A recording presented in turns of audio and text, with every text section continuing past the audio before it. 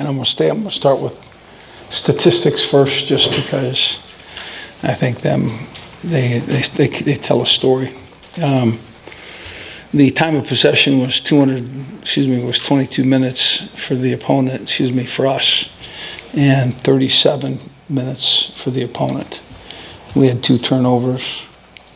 We had a great third down opportunity to start the game and missed that one. We were 4 for 10 in third downs. And Puka, who somebody that we want to get the ball to more than we did, had 76 yards, and certainly should have played a more impactful role in that game. Our total offense was 417. Their total offense was 394. Carter Stanley had a 19 of 25 and 275 yards. So,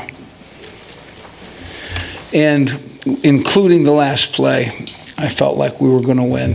And if we could have made a little different cut in the back end of that play, we may have. So, but questions?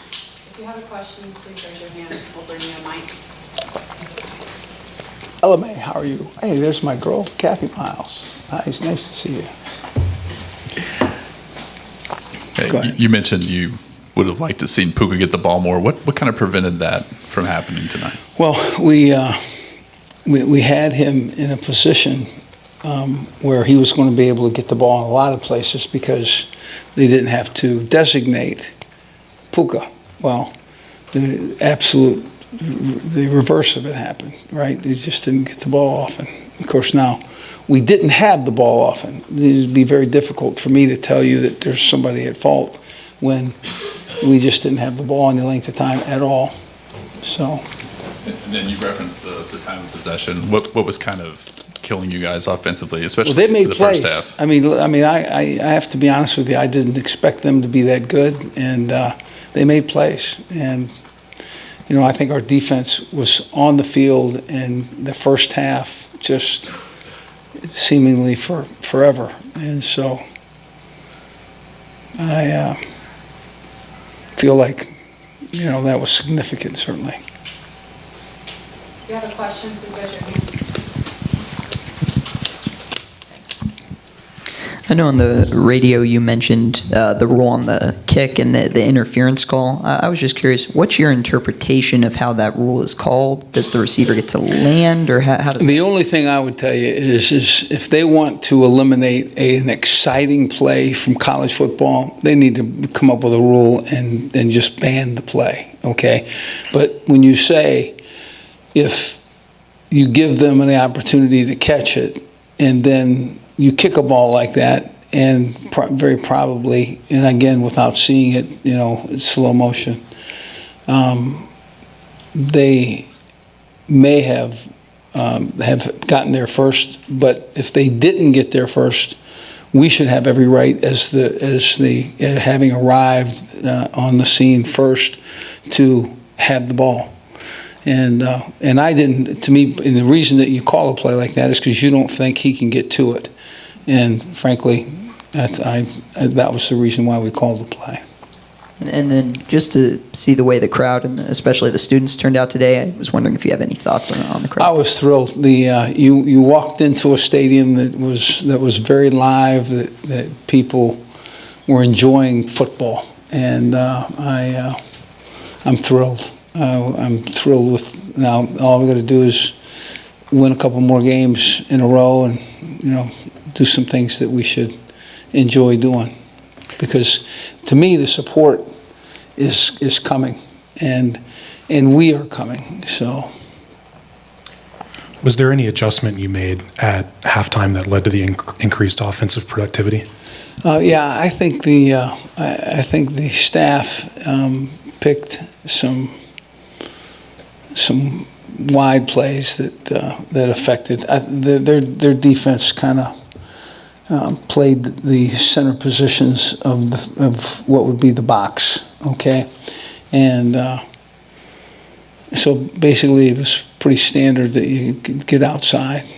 And so we did so better in the second half.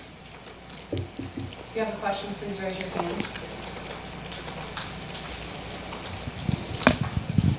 Hey, Les, I know Josh mentioned it on the radio too, but you guys lose, but you come off the field to an ovation from fans. I just wondered what you think that KU fans saw from your team today.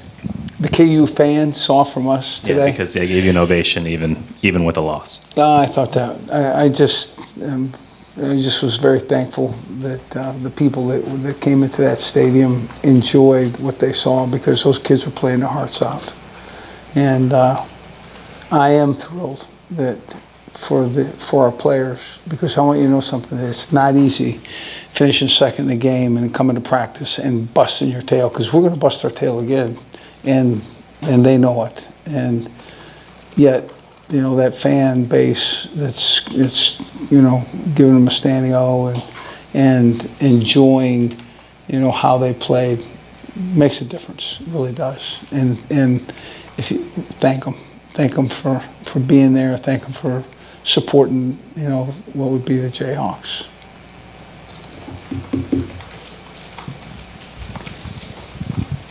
Right after that onside kick doesn't go your way because of the call, how do you think the defense and then ultimately the offense right after that kind of responded? I thought they responded hard and fast, and it's I think the second half was a different half. I mean, I think it was a different game, and I think we realized that there's things that needed to take place, take place now, and I think that made a difference in how we played the second half. And then what set up that quick strike 75-yard touchdown for Parchment? They put themselves in a position where we could take advantage of that throw, and to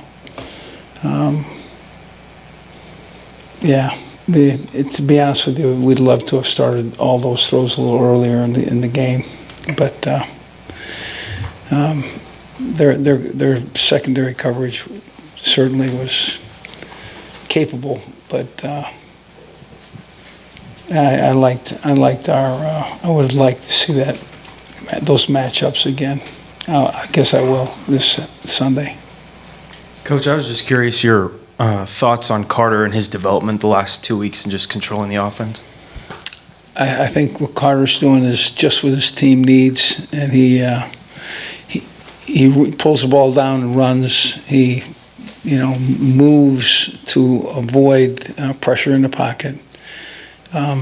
Very accurate, and he wasn't perfect today, but none of us are. But he was really good. What he did was he worked and did the things that were good enough for us to win. I think at halftime you told the broadcast that Carter did everything you'd asked him to in the first half, but maybe it's time to ask him to do more. I guess, would you kind of, going back to what you said a couple answers ago, would you have liked to have taken more deep shots in the first half? Yeah, but I have a difficult time, saying, I absolutely love to, but we only had the ball. And I would have to say we took some deep shots, but didn't hit them. So we finally got, some deep shots, online, and we connected. Hey, Coach, in the back right here. In the past, when Carter's made a mistake, you've described him as trying maybe a little too hard to make a play. With those 2 turnovers today, is that what you saw out there, or something else out of him on those? Well, I really am backing Carter Stanley and feeling like he's doing the things that we need him to do as best he can, and I think he continues to improve. And I think our football team becomes a better football team, with Carter Stanley as we go. Obviously, 2 turnovers are issues. Okay, I mean you can't survive with those kind of happenings. But he's a pretty special quarterback. He's got a nice arm. It seems to has a penchant for running the football. So I'm kind of good with him. We have time for 2 more questions. Anyone? Just one real quick and another. Drew Prox was out late. Do you have any update on him? Yeah, I saw him in the locker room after the game, and he was walking, and I would guess that he'd be okay, but I do not know. And you mentioned the turnovers for you guys, I think -6 for the year. How do you address that moving Well, forward? that's the when you throw the football, you're going to have those issues, but what you're going to have to do is certainly become more efficient and attack it a little bit more specifically. But he threw the deep ball maybe better than some of the intermediate throws, and so maybe we dial up a deep throw more often.